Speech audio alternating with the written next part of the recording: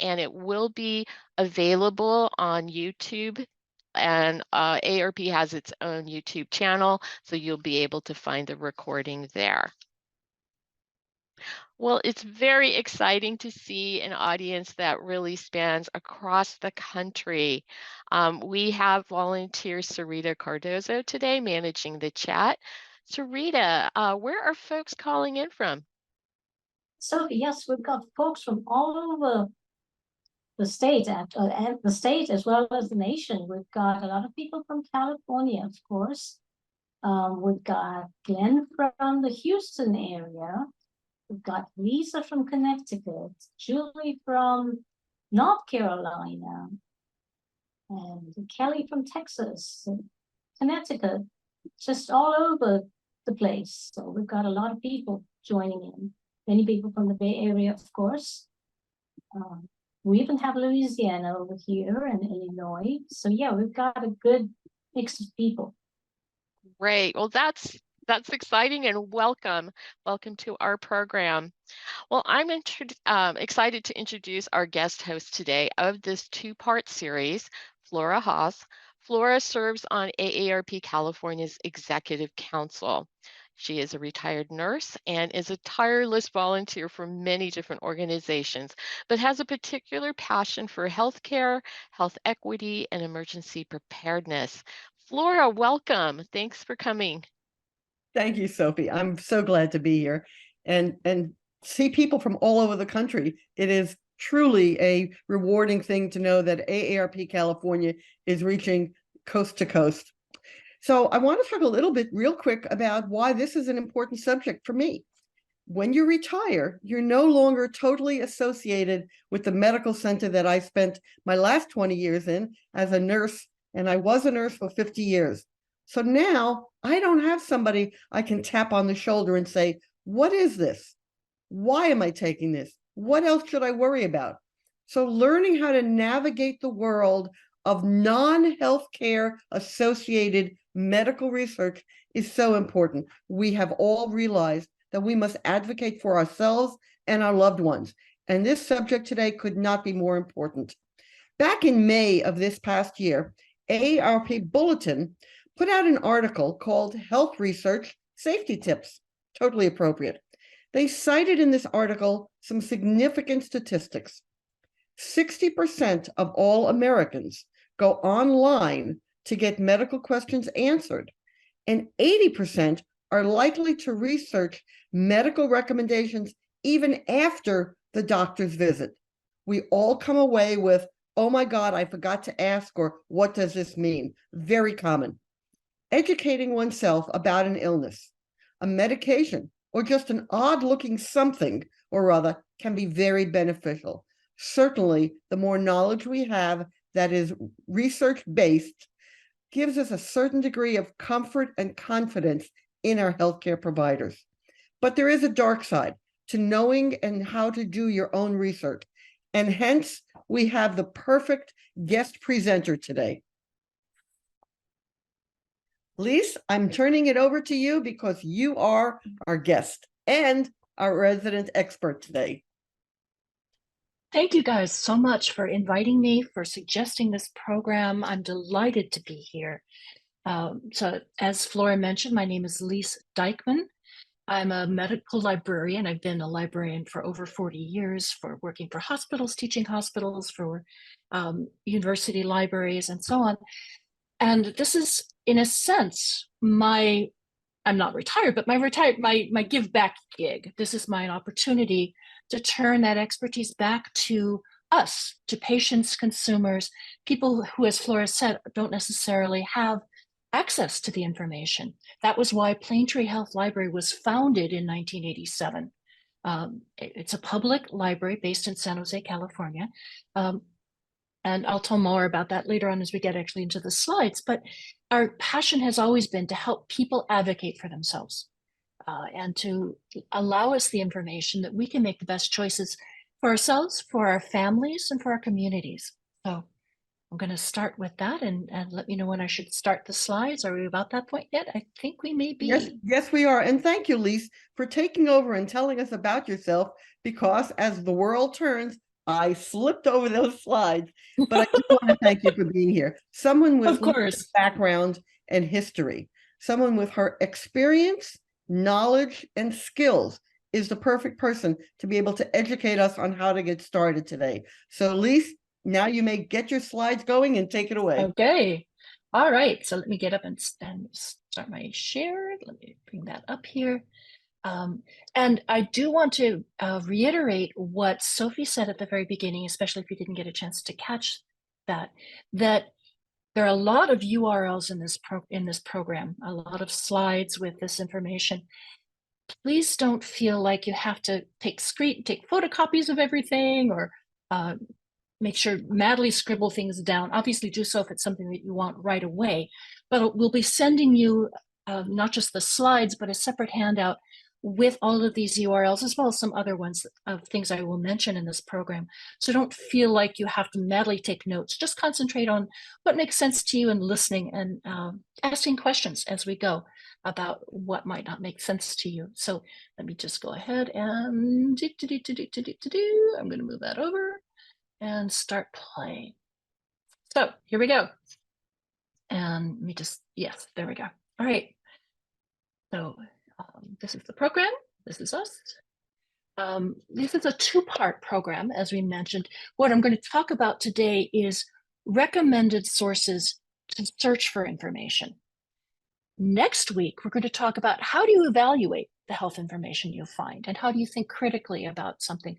Or as one of my favorite sources mentions it, do I trust it or do I trash it? So and we need both pieces, both the finding and the evaluating. So I hope I get to see as many of you as possible on both of these. One of the parts of evaluating is to ask, who is talking to me? Who's giving me this information? And what's their agenda? What's their purpose in being here? So this is me. This is how to reach me. Info at PlaneTree-SV for Silicon Valley.org is the best email address to use. As I said, I'm the executive director. I'm also a librarian. So I have a master's degree separate from that, but I also have certificates in consumer health information from the National Library of Medicine and in infodemic management from the World Health Organization. So this is sort of a sign of my expertise.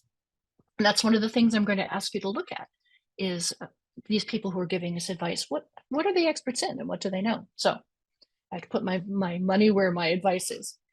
And PlaneTree Health Library is, now it's an online library of curated links to free and verified online consumer and patient health information, staffed by professional medical librarians. We started out as a brick and mortar paper and book library, but health information these days is almost all online. I say almost because it's an important reservation. And that's where people go to look for information. So it's important that we bring the library online as well. And as I said, our mission is to empower individuals, families, communities to actively take care of their health and well-being. We're a totally independent organization, so we're not connected with any healthcare system, any hospital, any other organization. We're a 501c3 and been around for a very long time. So why are we doing this program? As Flora mentioned, actually the short answer to that question is because Sophie Horiuchi-Forrester invited me, and I'm delighted to get an opportunity to speak with you folks today. But a more important reason, the meta reason, is being able to find accurate and relevant information is one of the most powerful tools we have for good health. And I want to take a moment to sink that in. Knowing what we're doing, knowing why we're doing it, and understanding how it relates to other things in our lives is one of the most important measurements of what's going to come up with good health. It's very easy to find some health information. This is where we're a very different world now than we were in 1987 when PlaneTree started. It's easy to find some health information, but finding accurate, relevant, and trustworthy health information is not easy, nor is it simple. And another reason I want to mention is that because healthcare is such a huge industry in the United States, it's actually, believe it or not, over 18% of the total gross domestic product in 1921 comes from healthcare industry. And it's the largest employer, largest number of employees, and the highest payroll of any industry in the US. That's part of why it's so easy to find so much information, but because there are major financial incentives in the information that's given, there are reasons to spin or skew the information in order to make more profit. What I'm trying to do in this program is give you the tools we all can use to be better health information consumers and steer clear of the ads, steer clear of the for-profit motive in healthcare to try to get at the most accurate information. But let's take a moment for a minute and say, why do people search online? We have very different information needs, and we have the different kinds of questions that come up with this. And so the best ways to go about finding the information we need will be different depending on what our purpose is. I would say probably 70 to 80% of those number of searches that Flora mentioned, all of us going online after our doctor's visits, are because we have a specific medical concern, either ourselves or our loved ones. We want to find what's called clinical information, which is information for how to diagnose and treat healthcare. We also want to know more understanding about the context of what the healthcare concern is. That's one set of concerns. Another set of concerns is information about the medications we're on. And I say medications rather than prescriptions because I want to include over-the-counter medications and things like supplements, vitamins, minerals, or the medical devices we use. And this is another really important area that we should be searching to keep an eye on, but there are different sources to use for that. We also are interested in general wellness, aging well, and in preventive care. And again, different sources for that. Different sources for finding support, whether we're direct caregivers ourselves or we're looking for resources to use as we care for folks. Another set of concerns is navigating healthcare in the United States. It's, as you all know, it's not easy to work your way through our healthcare systems, and we all need help with that. And then a sixth information need I see a lot of is fact-checking health information that we find in the news. So I'm going to talk about each of these kinds of information needs and what are the best resources from the medical librarian's perspective to go to find these information. And the most important thing I want to say is don't just ask Dr. Google. Instead, if you do a Google search, let me back up. If you do a Google search, you of course will see page after page after page with top results. And most people don't go past that first screen, but that first screen is mostly organizations that have paid Google to boost them up in the search results. So if you do ask Dr. Google, be sure to go a couple screens through down. But a more efficient way to go about this, actually, is to start out in resources that collect trustworthy, non-commercial health information. And I would say this for just about any question, but particularly about healthcare questions. I strongly recommend that everyone start out at Medline Plus. This is the resource that I almost always use if someone comes to me with a question. For information on diseases or medical conditions, for information on health issues or concerns, for information on drugs, on the meaning of various tests that might be prescribed, various treatments, and for definitions of terms or medical jargon. Medline Plus is put out by the National Library of Medicine, which is part of the US government's National Institutes of Health. It's specifically for patients and consumers. So there are expert librarians who are collecting these resources and organizing them for you to use. And here's an example of what Medline Plus looks like. So I just did a very quick search using the phrase Parkinson. I wanted to illustrate that because we might not know, is it Parkinson's apostrophe S, Parkinson's no, yeah.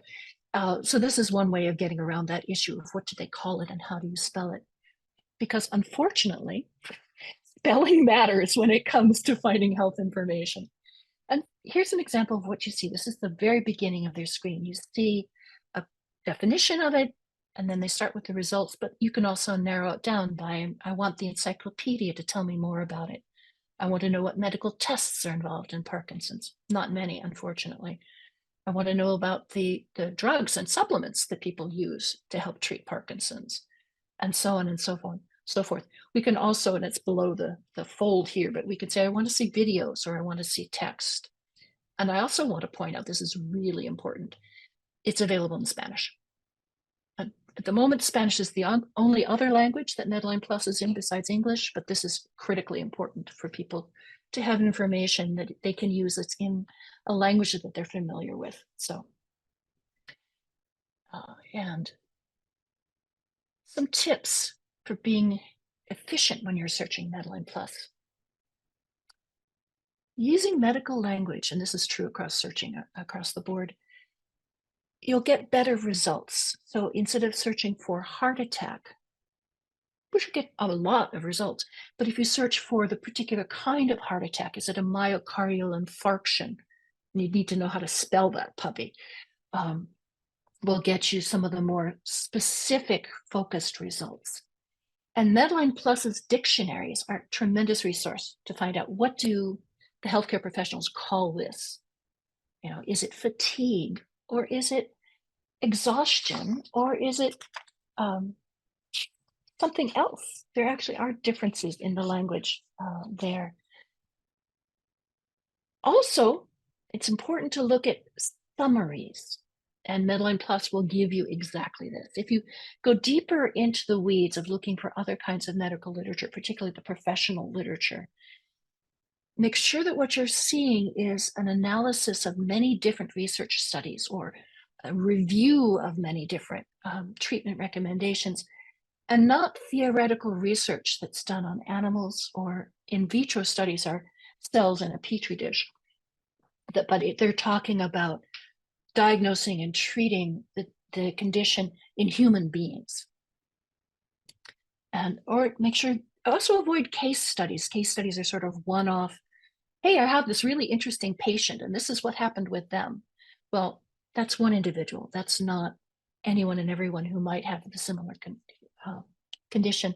Likewise, avoid research that's based only on a really small study size. I'll go into this a lot more in the second presentation, where I talk about how do you actually dive deeper into healthcare research and understand what it means. Be careful with statistical information. You know, the old there's lies and then there's damn lies, you know, with statistics. But statements that we see all the time, like, has a 20% higher risk for, well, that's a 20% higher risk of what the absolute risk. If the absolute risk is only 10%, 1 in 10, then a 20% higher is what? 1/5 of 10 out of 100. So that's 2 people. So if possible, do the math. And we have a website that talks more about how to evaluate these risks. And if your searches wind up, if you follow down a rabbit hole, lead to unverified searches, use the critical evaluation tools. And we have a web page, it's actually several web pages specifically about that through PlaneTree Health Library's online library, but I'll be talking about that again more in the next session.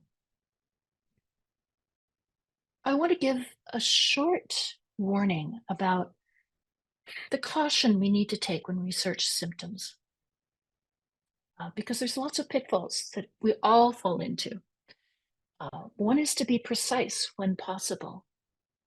Rash and hives to a healthcare professional are actually 2 different things. So look at the definitions of those and see, is it a rash that comes with contact, or is it a hive with a swelling involved? Or dizziness, vertigo, which is again a particular kind of dizziness, or syncope, which is the technical term for fainting, are not all the same thing. And diagnostically, they mean different things when we're coming to actually figure out what's really going on. A symptom can have many possible causes. The presence of one symptom or one test result that's outside the normal range is almost never sufficient for diagnosis. And personal example, a dear friend of mine who recently had a neurological test where one of the tests was way outside the normal range. The normal range was 1 to 5, and his ratings was, I think, 15 or something. And immediately looked it up, said, oh, it's this really scary medical condition, amyloidosis. Oh my God, it's fatal in about 5 years. And unfortunately, he got his test results on Friday afternoon of Labor Day weekend, couldn't talk to his physician about what it meant until Tuesday, and spent the entire weekend, rewriting his will to find that actually the real diagnostic measure of that is when it's in the hundreds or higher. So we all do it, but when we catch ourselves doing it, if this kind of information raises our anxiety, take a deep breath, stop. If you can, talk to a healthcare professional about your concerns to see if this is really a realistic anxiety, or we're engaging in what they're now calling cyberchondria. It's so easy to be. The other thing I want to point out, if this is one thing that you take away from this, is don't diagnose yourself unless we are physicians. And even if we are physicians, don't diagnose ourselves. Be sure to discuss your search results with your healthcare team. You can say, hey, I saw this and I'm worried. Is this relevant? Does this apply to me? Should I be concerned about this? Rather than going off and assuming that it's true and then go from there. So I'm going to talk now about drugs and supplements. And here are a handful of resources that are really important to know about and to look at whenever we're prescribed with a new medication. One is Medline Plus. Again, they have a whole index page that just lists thousands of different medications, including herbs and supplements, as well as prescription drugs. It includes some over-the-counter drugs as well, to see what they have to say about that. What is it used for? What is it prescribed for? What are the adverse effects, potentially? And really important as we age, what are the possible drug interactions? One of the findings is that when older folks get prescribed more than 10 different drugs, or take more than 10 different supplements, drugs, etc., the chances of problems with falls, issues with balance, getting into problems with one drug interfering with the other drug are raised much higher. And actually, you can see its effect in the overall death rate. Unfortunately, the average number of prescriptions that someone over 70 has is about 10. So this is one of the places where we really need to advocate for ourselves and to look that up. The other problem that we have, of course, is that prescriptions get layered on top of each other, and very rarely does anyone stop and say, hey, do I still need to take this drug that was prescribed for that infection I had 2 years ago?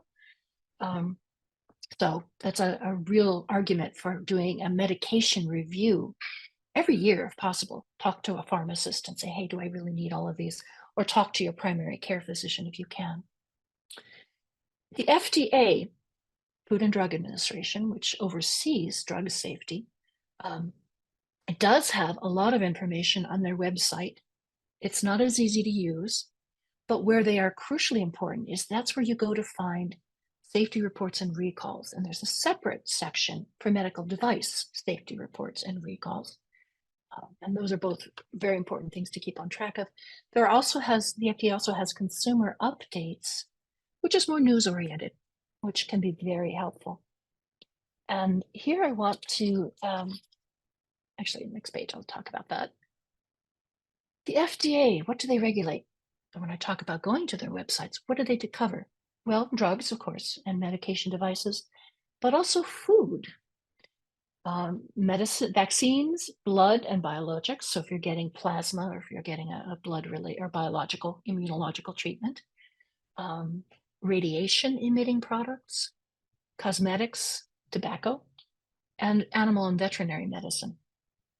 But they're important to note a couple of issues with this, and some limits in what the FDA has to tell us. The FDA was founded in 1938 to ensure the safety of mostly drugs, but also the food supply in the country. So is it going to be safe to use, was their focus for the first couple of decades. It wasn't until 1962 that they added on the task of saying, does it actually work? Is it effective for what it claims to do? So a lot of older products have been grandfathered in because they were on the market before 1962, particularly with over-the-counter medications.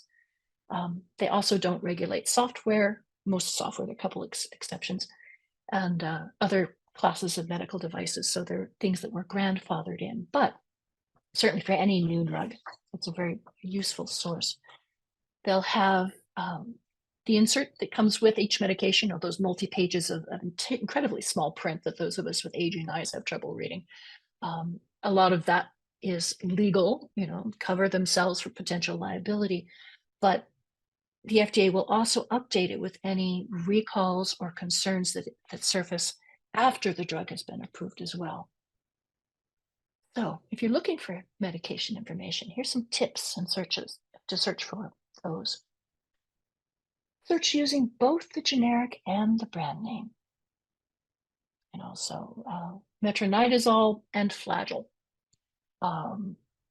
Because some of the information you're going to find under the generic and some you're going to find under the brand. So it's useful to know both. And this is another place we're going back to Medline Plus to find out what is the generic of this brand name drug I've just been prescribed, if that's not on your prescription medication itself. Be sure to ask, be sure to look for information on interactions with other medications. Not just prescription with prescription, but prescription with vitamins or prescription with over-the-counter products like, cold remedies. Be sure to ask about those to your pharmacist when you get a new prescription, and also see if you can search for those. The phrase there is interactions, drug interactions is the magical phrase to use for that. Another thing to keep in mind is once a prescription medication has been approved for some use by the FDA, that means it can be prescribed for any use. So when a new drug is being prescribed for you, check with your pharmacist or go online and search to see if it's what they call an off-label use. To see. And especially with vitamins, over-the-counter products, medical devices, beware claims that are not backed up by actual clinical, pharmaceutical, or nutritional research. And again, next week's session, I'm going to talk about what does that really mean. But here's where we see a huge business in nutraceuticals, sometimes they call it, or, this one weird trick, eat this one weird food for whatever. But check to see, is there any research that actually backs it up? Okay. Moving on to wellness and preventive medicine. There are a couple of resources. There is no one preeminent resource like there is with Medline Plus for medical treatment and medical diagnosis, but for preventive medicine and for wellness issues, here are a couple of sources that I think are particularly useful on a range of topics. And one is the what's called My Health Finder is the name of the website. It's under Healthy Living. It's put out by the U.S. Department of Health and Human Services, Office of Disease Prevention and Health Promotion. That's a really long title. But it's in both English and Spanish. And it's where you'll find a lot of the recommendations for your annual tests, your annual vaccinations, the general health promotion across the lifespan. So it's not just for older adults. When it comes to older adults, two sources I want to give a shout out to. One is out of McMaster University in Canada, so it does have a Canadian focus, but they have what they call an optimal aging portal. And I find that they've done a really good job of talking about the research behind why these recommendations for various aspects of things we want to be doing in order to age well. And then PlaneTree Health Library, we have our own later life guide that's organized around the common issues of later life, whether it's, eyesight, aging, or older people having a harder time staying hydrated, all the way to issues with memory and dementia, and balance, and et cetera, et cetera. And both McMaster University's Optimal Aging Portal and our Later Life Guide are collections that have been put together by healthcare professionals of other sources. So they're not just selling you what they offer.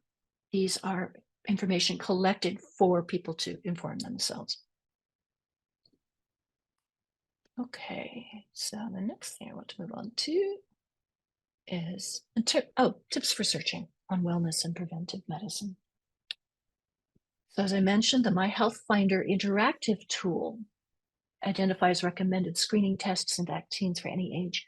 You can, when you bring up this webpage in English or in Spanish, and you tell them your age and your gender, and they think there's one other question, it'll bring up for you, these are the recommended preventive medicine screening tests, how often you should have to get them, the vaccines you may need, etc. So that's, I find, a really helpful way in one place to see, am I due for another pneumonia vaccine? Does it come more than once, or is the shingles vaccine once in that or two shots and done, or do I need to do this on an ongoing basis, things like that. Or at what point do I need to stop worrying about a mammogram? Those kinds of questions. As I mentioned earlier, always check to see if there's clinical research that backs up these claims. And particularly be wary of language like the magic phrase may prevent. It's definitely a hedging, don't sue us, we're not making any claims here, but we think you ought to use this. That's a danger sign, it's a red flag. So see if you can find a little bit more that's actually research-based that tells you more behind it. And I want to just make a brief shout out here to health apps. I know that AARP sponsors any number of them. There are many others that may be sponsored by your healthcare system, recommended. They can be extremely helpful for lifestyle changes. So definitely look into them. But be wary. Look carefully at what kind of data they collect about the people who use them, and whether they sell that data to anyone else, any third parties, because that could open up a whole can of worms. And I won't go more into that, but the privacy and the confidentiality of these health apps is something we should all be really concerned about. And I'm pretty sure AARP has had at least 2 articles on this topic. So definitely search AARP's website on that. There's some very good advice on how to avoid turning yourself into a advertising tool.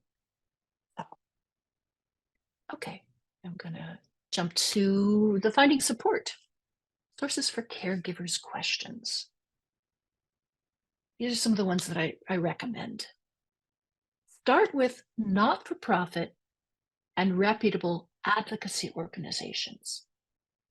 Some of the ones I've found to be tremendously helpful is the Family Caregiver Alliance. Has tremendous resources for family caregivers.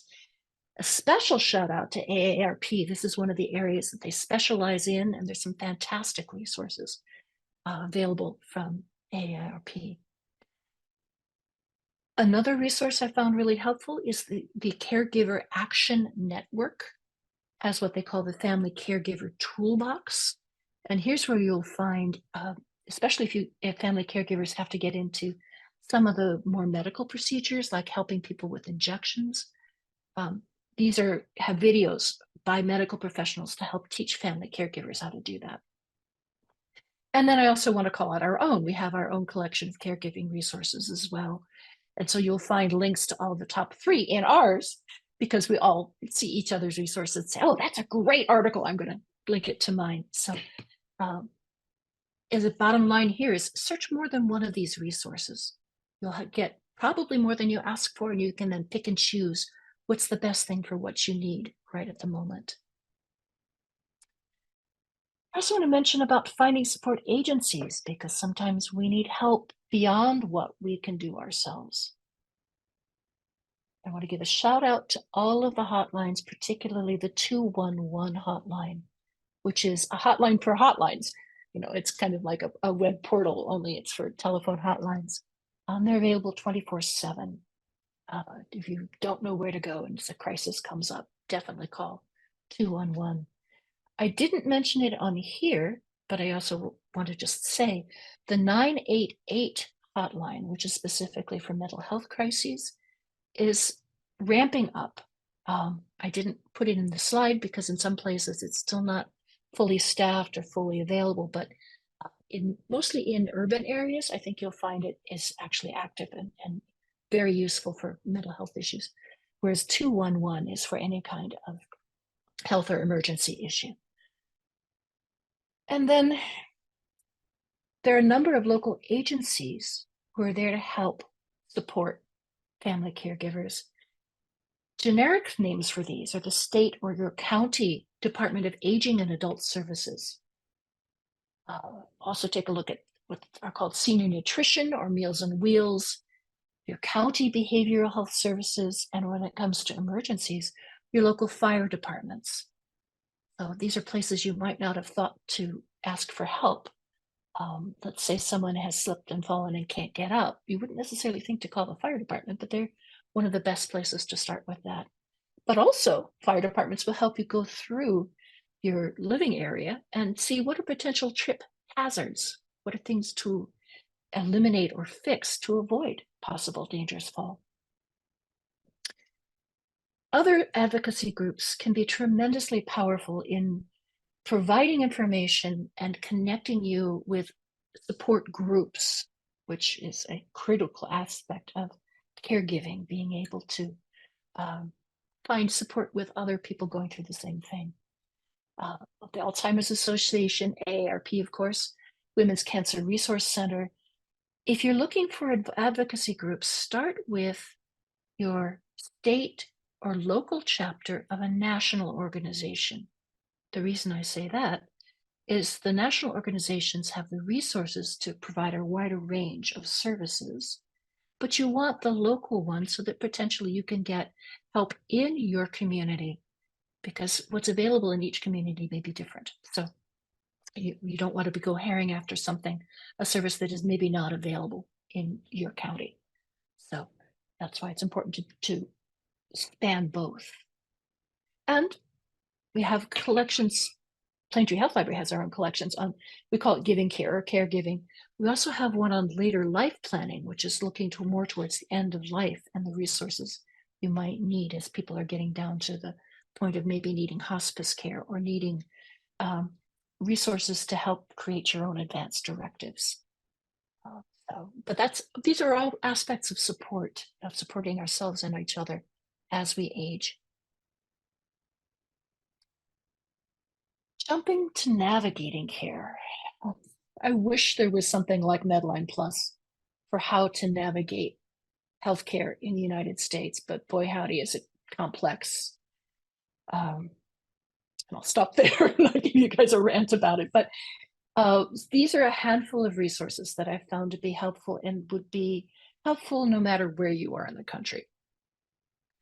AARP absolutely shines in this area. Where would we all be without AARP to advocate for us and to provide us information on how do we navigate this? Their healthcare and coverage page is the one I've linked to right here, but that's a lifesaver, literally. And their Medicare Resource Center as well. So major props to AARP for the good work they're doing here. When it comes to getting health insurance through the exchanges on the Affordable Care Act, there is a national website that will direct you to what's available in your state and whether or not you can participate or not. I hesitate to say anything more about that because it varies state by state as to who's eligible and what the various other criteria may be. But those are, I think, the best resources, AARP number one, but also take a look at what the healthcare.gov has to say if you're looking for health insurance through the Affordable Care Act, are for getting healthcare insurance, for navigating these agencies, whether it's Medicare, looking to see what's available when. But another part of navigating healthcare, and I do want to mention this because we have a new section in our online libraries on that, is communicating with health professionals. Because all too often, those conversations tend to go awry. You know, you think you're saying one thing and your doctor or your doctor's assistant thinks they're saying another thing, or you leave an appointment saying, what was that again? I don't remember, or you didn't get your questions asked. These are really critical things to pay attention to in getting good health care. But it's not easy. So we've created this guide around that. And one of the sections in there, two of the sections in there, I should mention, is on choosing your doctor or therapist. You know, what kinds of questions you might want to ask if you're in the position of having to find a new doctor or find a therapist to work with. And on accessing your medical records and making sure that the information in your medical records is accurate. And those are critical parts of navigating care in the United States. You know, making sure that you can communicate well with the people who are there to help you. And also that they see accurate information, especially as medical records are being moved online, to see what's there and what isn't there. And if there are inaccuracies, you know, did somebody else's medical record get mixed with yours? Theoretically, we're all supposed to, by law, be able to access our own and be able to look to see if they're accurate. In reality, it's not always so easy, but it's well worth doing if we can. So I want to put a shout out to that. And then I'm actually going to pass on fact-checking health news and research reports because we're going to talk a lot about that in part 2 next week. So I want to stop there. And I realize I've run through this really quickly. So I want to first check to see, and maybe Sarita or someone who was looking at the chat, are there sections that people want me to go back to go over again because they didn't quite catch something? Were there any comments in the chat of someone who said, you ran through this way too fast. Can you please go over it again? No, I don't see any requests for something like that. So I think you've done well. Oh, great. Okay. As I get excited about this stuff, I talk faster, and I realize that's not always the clearest. Okay. Well, before we open this up to general questions, I'm going to take over, Lise. well, I'm going to say 2 things first off. Always keep in mind, medicine is really complex and people are incredibly diverse. So you may get information that's completely accurate, but doesn't apply to you or doesn't apply to your family member. So always, always, always bring your health concerns and your concerns about your loved ones to the healthcare team and ask, is this information I found, is it correct? And is it relevant to me? And that's going to be something we're going to keep having to come back to over and over again with each interaction, each time we find something that raises a question for ourselves. So, and with that caveat, Flora, take over. I'm going to stop the share for now. Actually, I'm going to leave it at this screen where you can reach us. There's my voicemail, there's the email, there's our Facebook and our website. But Flora, please take it over. Questions that might have shown up. Okay, first of all, I am blown away by the amount of information that you have provided. And there are pearls of wisdom in there. And I will tell you that I've documented a few of those pearls. Trust or trash. I love it. It is such an easy phrase to remember. And knowing that will keep me on the right path. So thank you for that. You talked about using the correct medical jargon, and I'm going to tie that with the other thing you talked about in terms of communication. It is so critical in terms of health or medical literacy that we are on the same language, the same communication style with our providers. And I will tell you, as a former healthcare provider, that is not easy. So for all of you out there who are attending this session today, Do not think that tomorrow you are going to be literate in healthcare language, because it took me many, many years. And to complicate it, we keep changing things. I will Yep. tell you, here's a great example out of the COVID world that we have now come through. How many of you had the phrase mRNA immunization in your head before COVID? But I would bet about half of the 53 individuals that are on with us today actually have some degree of understanding of what that meant.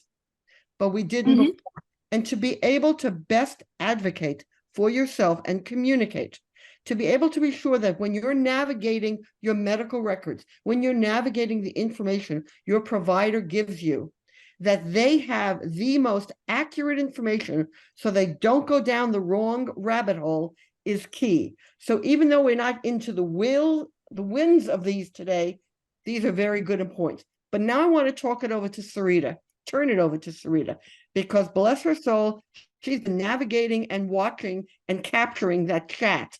So Sarita, what questions are out there that have come to the top of the cream for Lise?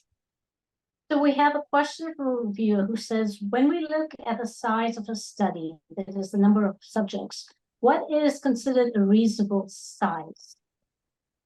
Oh, it depends. This is actually a very serious issue in healthcare. Not just how many people do you have in the study, but how varied are the people in the study? If the people in the study are all in roughly the same income level, the same race, the same age group, unless you're looking specifically at an age-related question, then you're going to get skewed results. So as a rule of thumb, for example, the study that was done on does eating yogurt add beneficial bacteria to your gut and therefore make you less anxious and less likely to be depressed with 6 people? Not so much. The huge studies that have been done over decades using nurses in, I think it's Massachusetts, looking at a whole range of things. Well, these are probably pretty accurate about what they're finding for professional, mostly women, who have some understanding of healthcare, but that doesn't necessarily translate to recent refugees or immigrants who might not have that knowledge, So it's always a judgment call, but I'd say in general, the bigger the group, the longer period of time that these people are studied, and the more diverse the group, the more accurate it's likely to be. We have another question that says, does PlaneTree have information on how to find a doctor? Is there a better business bureau like an agency for physicians? Oh, boy, I wish. No, and unfortunately, a lot of the disciplinary measures that the local medical associations may take on each other's members are held very privately. But we do have a number of resources linked from our How to Choose Your Doctor or Therapist session for ways to find out what are their specialties, how recent their accreditation in that specialty may be. And so it's harder to find disciplinary information. Was this person hauled on the coals for a malpractice suit? And frankly, I understand why that's the case, because oftentimes malpractice suits are, I won't say they're frivolous, they're never frivolous, but they're looking for somebody to blame and find a way to afford medical care for someone who has had damage and needs help for the rest of their life. And they think doctors have the deep pockets. So I think physicians are as often victimized by those as the patients, as a sign of patients being victimized. But there are those handful of resources to find. Unfortunately, what's happening more and more in the United States is people are limited in who they can choose, because there's only a panel available through your healthcare provider, whoever your healthcare provider may be. And one of the real questions for people on Medicare is, who's available to me who will actually accept Medicare? That almost should be your first question. Can I actually afford to see this physician or this practice? or if you're in a managed care setting, as also many of us are, then it's a matter of who's available and taking patients, and then who's the best among them. So unfortunately, we often don't have as much choice as we would wish to have about that process. Another viewer wants to know if you have any opinion on information provided by the Mayo Clinic or Cleveland Clinic regarding specific conditions and diagnoses. Right. So websites by the Mayo Clinic, the Cleveland Clinic, say the Harvard Health websites for both men and women. There are a number of quite voluminous websites put out by these organizations. The health information is often very good, but they're going to be biased towards the procedures that they want to push, the ones that they may specialize in. And they may not be as helpful around conditions that they don't cover or they don't specialize in. So I'd say that's the only reason why I didn't include them in the list of sources for healthcare information. I found some fantastically useful information, specifically the Cleveland Clinic and Mayo Clinic in some cases. But always keep in mind when there's an ad on the side that says, our doctors are, sign up with us. And know that they're promoting their services, and so they're maybe putting some spin on it. And they may, especially if they're specializing in something, they may incline their patients towards more invasive procedures. They've got the equipment so they can use it, or they've got the techniques so they can use it, and a little less open to the question of, do I really need to do this? So I'm not saying it's bad. I'm just saying keep it with a grain of salt. Thank you. Good to know. We have another viewer who says, does the interaction info in the search, where you're talking about the search tips for searches, does that also include food interactions? Like, for example, don't eat this grape. Right. Not so much. And that's an area where we need a lot more research. Research is particularly, does eating certain foods interfere with the uptake of a drug that you're taking by mouth? We have learned that grapefruit, for example, interferes with a number of drugs that we might be taking. It makes it, you don't take up as much of it. Other foods may mean that you take up more than you might otherwise, and so you're more likely to overdose on it. We need more research on that, and the FDA unfortunately does not cover that. You will find the more well-known issues of food and drug interactions in Medline Plus, but sometimes that might take you to doing a search in Medline Plus's professional sister. So Medline Plus is put out by the National Library of Medicine for patients and consumers. There's something called PubMed, and I'll put that in the chat, which is for professionals. So that's where you'll find the research. And a lot of stuff where we say, maybe this, maybe that, case studies, but if you're concerned about something, then that's definitely a place to look. If you get to that point, I'd suggest that you bring it to your healthcare provider and ask them, your healthcare team rather, and ask them if they know of anything, and then see if maybe their library or their staff may be available to help you do searches on that. That's also a service that we offer, that I offer through PlaneTree Health Library. Okay. And having just looked into this, I also see someone says, how about WebMD for advice? WebMD has useful information. It's aimed at the professional rather than the patient 9 times out of 10, although they do have what they call patient education materials in it. I've found them to be hit or miss, and I see Flora has raised her hand, and they're so full of ads that I don't trust them. Flora, what's your thought about that? Well, I'm going to ditto what you just said about WebMD. it reminds me of when I'm with students and they bring anything to me from Wikipedia. And I politely say to them, you may now go to the back of the line. But I want to tag on to something that you did say, and that has to do with medications and food interactions. Ladies and gentlemen, the reality is that most of the pharmaceutical research that is done, couple of things. One, it's rarely done on those of us of the older population due to risks. And it is rarely done on multiple medications at the same time. So for those of us who have the benefit or burden of having 5, 6, 7 or more medications, knowing if that particular new medication has been tested for efficacy and effectiveness against the other medications is going to be a challenge. That's why when Lise said, definitely let your provider know. And one of the unsung heroes as providers, your pharmacist. They are the most knowledgeable about medication interactions, medication food interactions. And when you're taking maybe 2 or 3 that don't need to be taken together, they're not going to make a change. They're going to give you advice from a nonpartisan standpoint.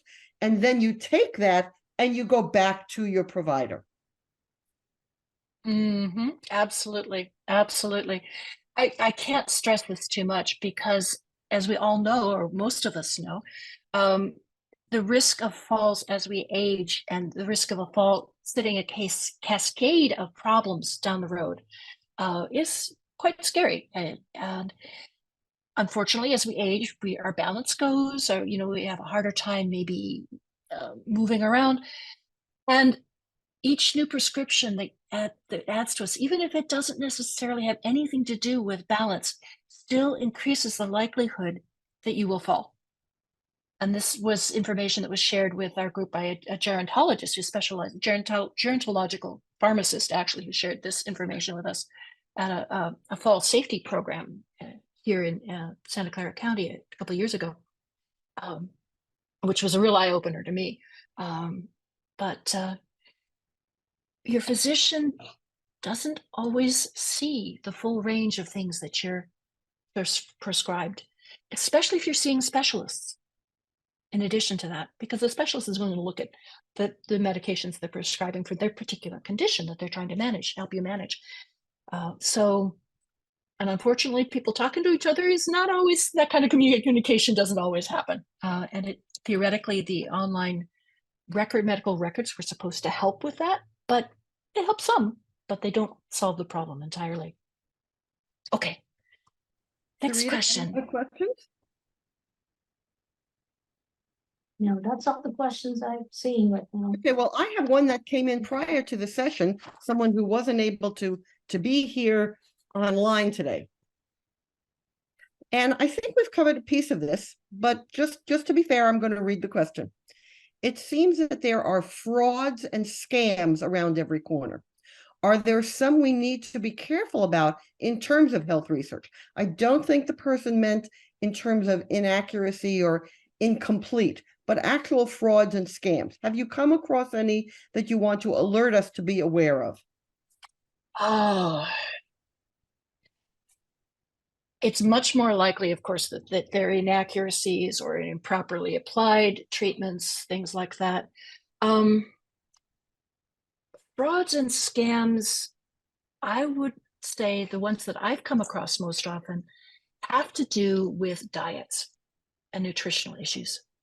And so I would be extremely careful of any advice that says, eat this one weird food, or do this one weird trick, or eat the way you normally would eat, but only eat during these hours, or eliminate X, whatever X may be, from your diet completely, without seeing a lot more information about what they're trying to achieve.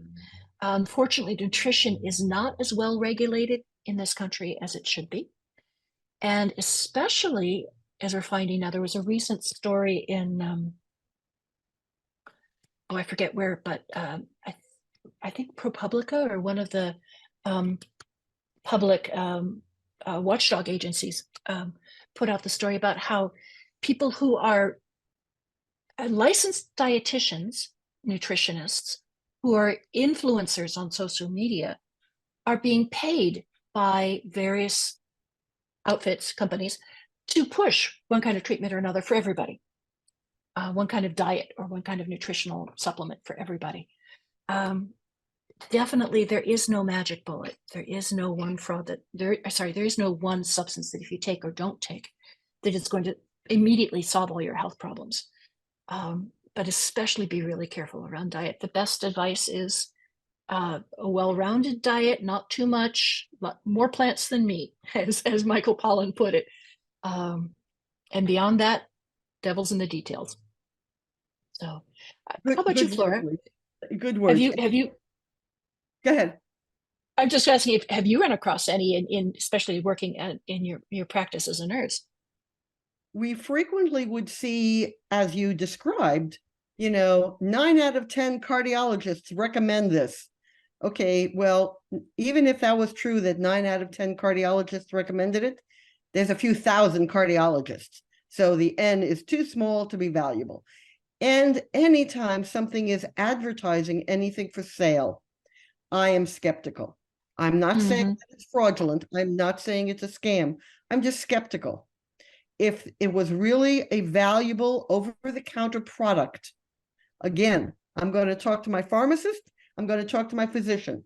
You're right. Nutritional supplements, nutritional add-ons to diets are some of the least researched that we can get access to.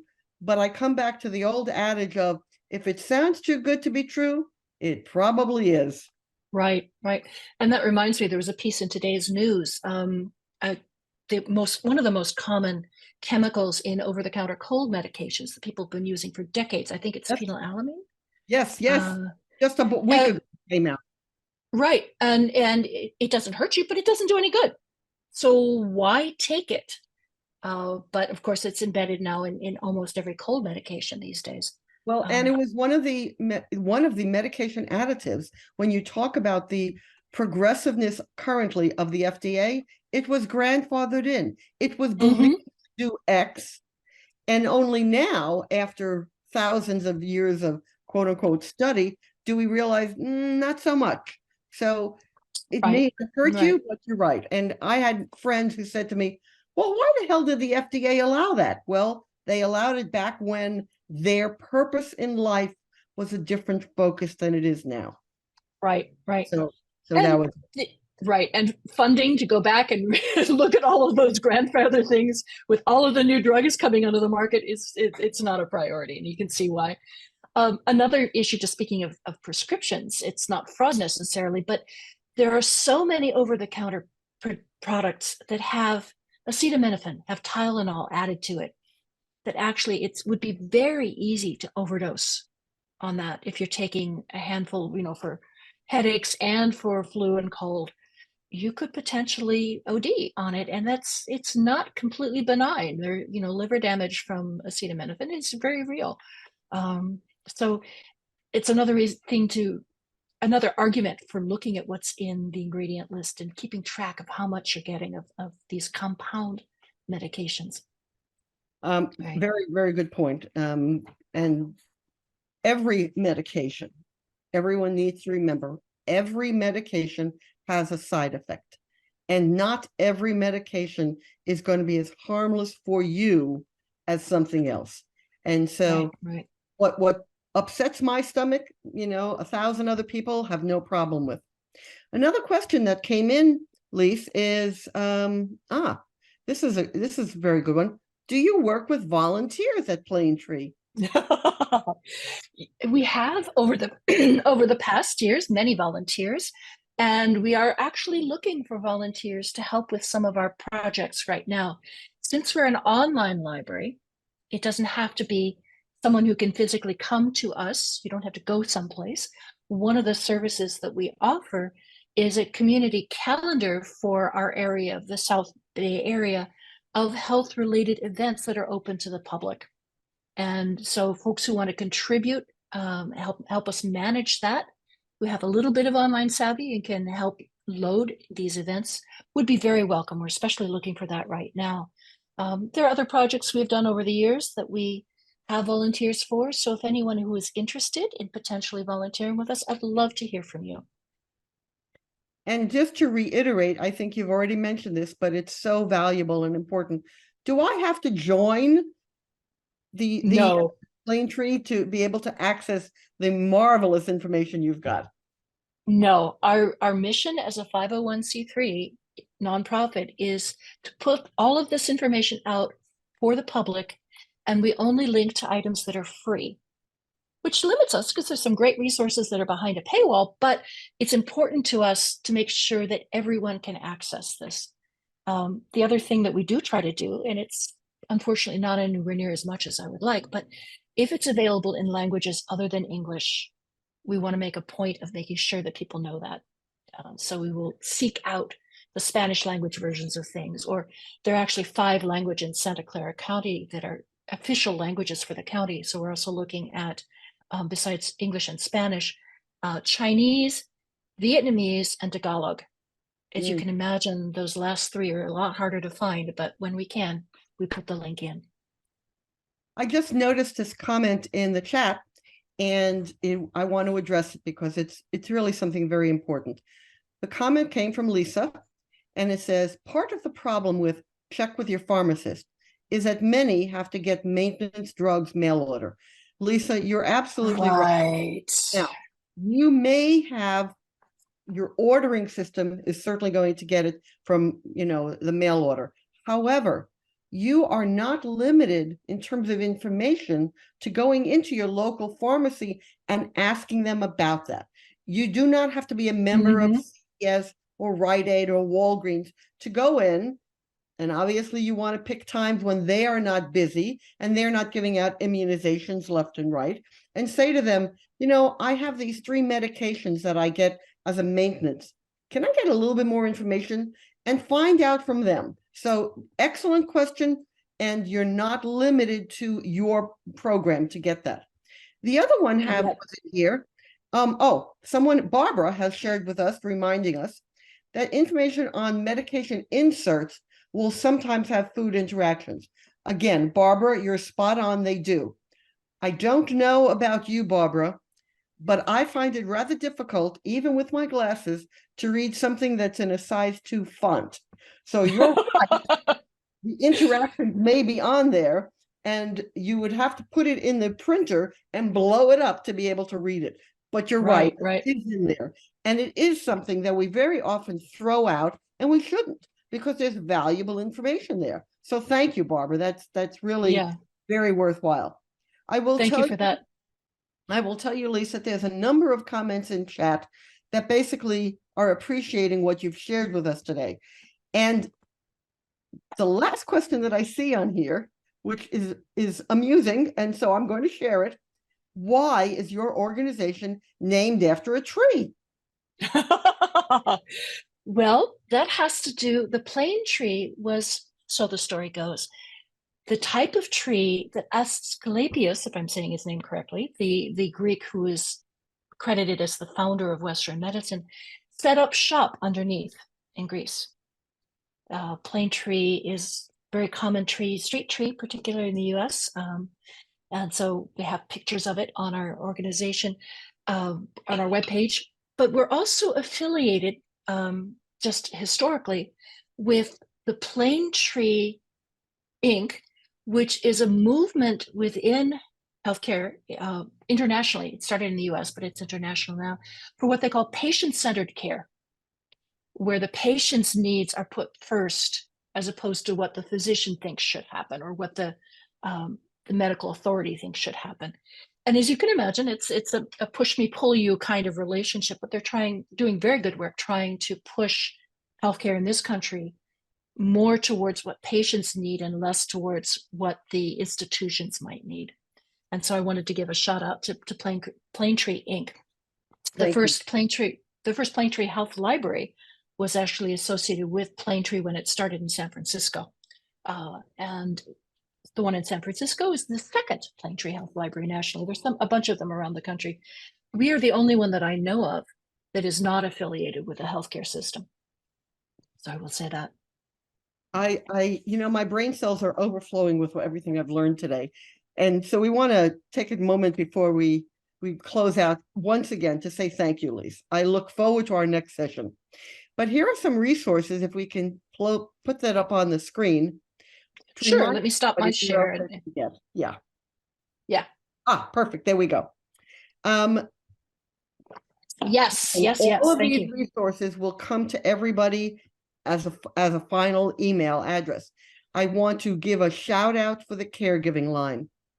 So many of us either are caregivers or are the middle of the Oreo cookie in terms of caregiving for our younger and for our older members of our family. This is a very, very valuable piece of information. The fact that this is a toll-free caregiving line. Yes, it's not open 24 hours a day, but it certainly has a significant amount of time, and we have it in both languages. So I want to thank everybody. Absolutely encourage you to come back. And Sophie, I want to let you know that based upon today, I think I'm going to suggest another topic that we're going to cover. I'm not going to share it here because just in case we can't, I don't want to blow us out of the water. All right. I want to thank everyone for your attention, your details, your questions. This is a very valuable subject, and we are totally enhanced by your knowledge and experience today. Sophie, over to you. Thank you so much. Thank you, Lise. Thank you, Flora and Sarita. This does conclude today's program. I do want to remind everybody to sign up for next week, next Tuesday at 11 o'clock Pacific time. You do need to register. You're not automatically registered for this. And we're going to examine the findings. So where today was about how to gather that information, we're going to focus on examining the findings next week. We will be sending out an email following today's program that will give you the links from that were shared during the program, and maybe a day or two, but we will get the YouTube up on our AARP YouTube channel as well. Thank you so much for being with us today. Have a great rest of your Tuesday. Thanks, everybody. Thank you, everyone, for making this happen. Everyone. Thank you, Sarita. Thank you. Yep.